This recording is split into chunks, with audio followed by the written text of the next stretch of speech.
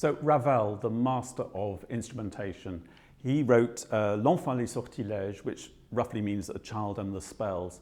And this is often played as a double bill, so very often you have a rather larger evening than you think, because both operas are not very long, and this other opera is called L'Heure Espagnole. When you're in a pit, you have real issues potentially with hearing the singer, and because the interplay is so delicate and the breathing, not dovetailing breathing always, but just knowing where you can take a bit of space to breathe, because it is non-stop. Just play a tiny bit at the beginning first of all, and maybe just try and illustrate two different ways of projecting, or the colour that I would really like to go to but probably isn't really not really going to be helpful, but just see.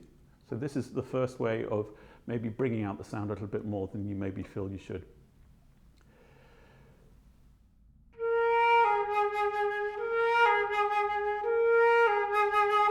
On both scores that I've used in the past, the vocal part is in the part next to yours, which is incredibly useful because then you can see where she might breathe and you can write in her breathings.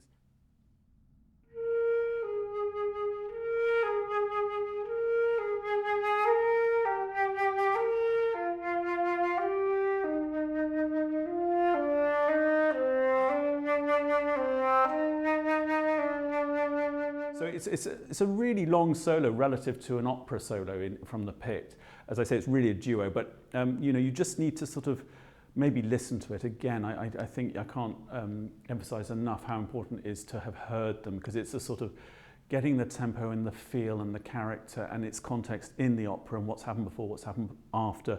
And so you know exactly how it groups together. Otherwise, if you just play the notes, it's so obvious if someone doesn't have a connection with the words or who you're playing with or its context. So can't emphasize enough listening to the piece or going to a show. Even better, support some musicians. And that's the end of my Ravel.